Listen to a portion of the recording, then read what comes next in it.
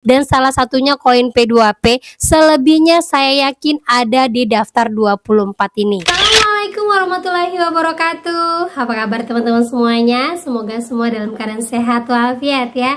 Di hari ini semoga kalian diberikan keberkahan dan kemudahan dalam segala urusan, dan kalian diberikan rezeki yang lancar setiap harinya. Amin amin ya rabbal alamin. Oke teman-teman, kali ini saya akan membahas pinjol sedang macet sekitar 15-16 pinjol, dan sekarang OJK ketar-ketir langsung menggelar rapat dengan DPRD. Nah, apa saja isi bahasanya kita akan bahas secara tuntas, tapi sebelumnya saya harapkan kalian semuanya sudah subscribe channel ini agar channel ini terus berkembang dan dapat memberikan informasi terbaik buat kalian yang gawai. Oke teman-teman, ini dia buat kalian.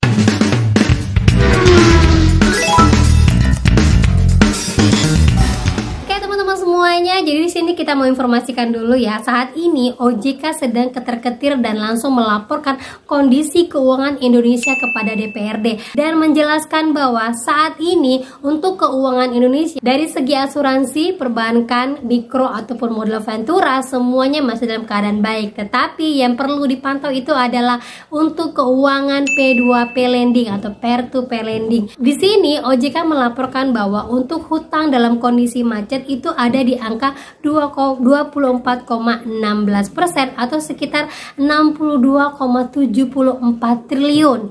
Wow, banyak sekali hutang saat ini teman-teman ya. Dan untuk pinjol-pinjol yang sudah diwan prestasi dalam TWP 90 itu masuk kategori sebesar 2,79%. Artinya dari 100 pinjol ada sekitar 5-10 pinjol yang memang sudah disanksi sama OJK. Karena OJK juga sudah mengumumkan untuk saat ini per Juli 2024 ada sekitar 7 multi finance dan 1 pinjol yang kekurangan modal.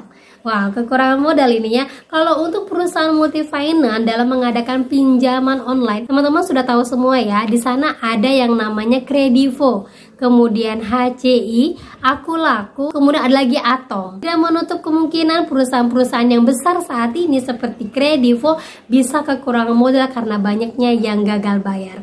Dan ada lagi satu pinjol yang sampai saat ini belum bisa menyetorkan modal awal sebesar 2,5 miliar. Sebentar lagi akan jatuh lagi untuk skema pembayaran kedua sebesar 7,5 miliar. Kita akan lihat berapa lagi pinjol yang akan tumbang ya. Nah, lanjut lagi teman-teman ya. Dari kesemua ini kita dapatkan informasi per Juli 2024 itu ada sekitar 15 pinjol yang disanksi OJK karena pinjol ini terdampak kredit macet paling tinggi di atas 5%. Kalau baru-baru ini kita ketahui ya, di antara 15 ini mungkin ada satu yang sudah kita ketahui namanya, yaitu pinjol Coinworks yang kemarin baru aja diumumkan sama OJK karena TWP 90-nya menyentuh angka 7, sekian persen untuk kredit macet. Nah, dari kesemua ini menyatakan bahwa setiap pinjol yang gagal bayar paling tinggi berarti pinjol-pinjol ini akan disanksi sama OJK. Dan terlebih-lebih lagi, kalaupun banyak yang gagal bayar bisa jadi nanti asuransi akan dicairkan. Nah, sebelum-sebelumnya kita lihat dulu berita di kilas balik lah ya. Ternyata pinjol di tahun 2024 itu rugi. Ya, ini kita lihat beritanya di April, OJK industri pinjol berbalik rugi 135,6 miliar pada Januari. Kemudian di bulan Mei 2024, pinjol rugi 27,3 miliar per kuartal 1 2024. Lanjut lagi, kredit pinjol Januari 2024 naik. Artinya pinjol di 2024 mengalami kerugian dan tidak ada kebaikan sampai sekarang. Artinya tidak ada kenaikan teman-teman ya. Kemudian lagi sekitar bulan Juni 2024, OJK sudah memberikan sanksi terhadap 69 pinjol yang nakal. Nah, di antara 69 pinjol ini saya yakin sekali ini imbas dari kerugian yang mereka alamin. Nah, apa saja yang dilakukan sama pinjol-pinjol ini sehingga mereka terpaksa harus disanksi sama OJK. Nah, informasinya semua pinjol ini disanksi karena penyebabnya pun beragam.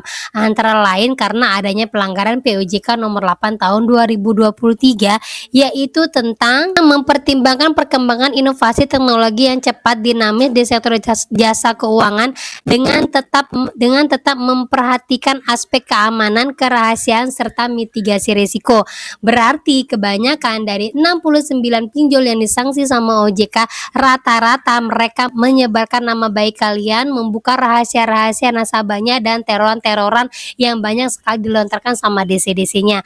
Nah, itulah ke 69 pinjol. 69 pinjol ini saya yakin sekali mereka berbuat seperti itu karena mengalami kerugian yang sangat tinggi yang sudah dijelaskan di awal ya. Nah, baru-baru ini juga sekitar hari Senin kemarin OJK sudah menyebutkan ada sekitar 15 pinjol memiliki kredit macet di atas 5%. Ya, ini semuanya disanksi sama OJK berupa sanksi administrasi dengan cara meminta plan action apa yang harus dilakukan sama pinjolnya agar nantinya kredit tidak bertumbuh ataupun sampai menyentuh angka 7% seperti yang terjadi pada Coinworks. Sebenarnya bukan 15 vintage lending yang disanksi sama OJK teman-teman ya, tapi lebih ke 16 vintage lending, yang satunya itu adalah Coinworks. Nah, ke-15-nya belum diberikan informasi siapa-siapa saja.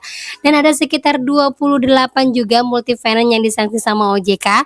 Nah, kalau kita balik lagi ke tahun 2023, itu ada sekitar 24 pinjol macet dengan kredit 5%, yaitu di tahun 2023 di tanggal 24 Maret teman-teman ya. Nah, kalau kita lihat rincian untuk kredit macet di tahun 2023 itu ada yang namanya pertama ya itu fintech 66,27%, kemudian Tanifan, sekarang di tahun 2024 Tanifan sudah tidak ada ya.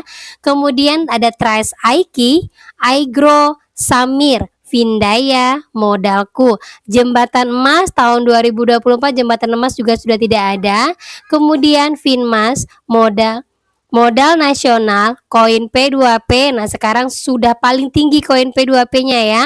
Kemudian Indodana, Cash Cepat, Kredit Fast, Kredito, Indofan, Investri, Pinjam Duit, Dana Pala, Pinjaman Go, Pinjaman Modal, 360 Kredi, Cairin, dan KT Akilat. Saya sangat yakin sekitar 80% yang macet paling tinggi di tahun 2024 ini tidak jauh dari daftar ini teman-teman.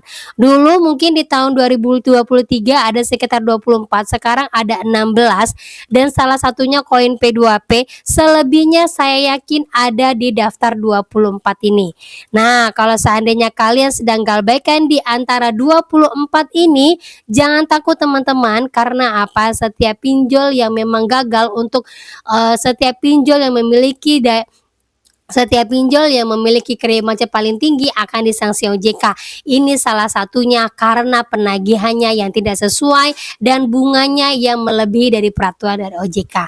Nah, buat kalian yang masih galbay untuk saat ini dan ada di 24 nama-nama ini, jangan khawatir, galbay saja karena kalian tidak sendiri. Nah, itu dia teman-teman ya, dari mulai tahun 2023 sampai tahun 2024 banyak sekali pinjol-pinjol yang disanksi sama OJK karena kredit macet terparah dan tertinggi. Ini semua gara-gara banyak sekali orang yang galbay dan banyak sekali orang yang berhasil untuk mempertahankan dirinya dan memberikan informasi kepada pemerintah bahwa Indonesia, kalaupun kalian memberikan pinjaman online, tolong sesuaikan dengan kemampuan yang ada pada masyarakatnya.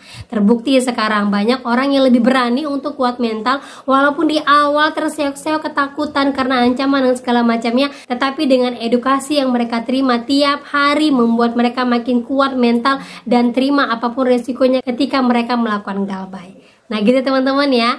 Nah itu dia yang bisa saya sampaikan buat kalian pada hari ini. Semoga menjadi informasi terbaik buat kalian yang galbay karena merasa bahwa galbay bukan kalian sendiri yang galbay dan tersentuh untuk masalah ini itu tentang keuangan ataupun penipuan, bukan kalian sendiri. Jadi kalian hanya perlu kuat mental dan semangat terus untuk memperbaiki hidup kalian.